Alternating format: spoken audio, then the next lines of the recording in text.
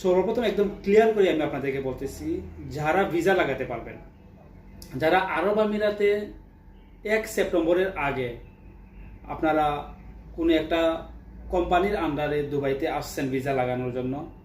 এসে ভিসা লাগাতে পারেন নাই, অথবা কোনো একটা কোম্পানিতে আপনারা কাজ করতেন, ক্যান্সেল হওয়ার পরে আপনি ভিসা লাগাতে পারেন নাই, অথবা ভিজিট ভিসায় এসে আপনি ভিসা লাগাতে পারেন নাই, আপনার উপরে জরিমানা আসছে। বিষয়টা আবারও ক্লিয়ার করতেছি, আপনার উপরে জরিমানা আসছে, মানে এই মুহূর্তে আপনার কাছে অলরেডি আপনার ভিসার উপরে ফাইন আছে। শুধুমাত্র তারাই এই মুহূর্তে সাধারণ ক্ষমার সুযোগে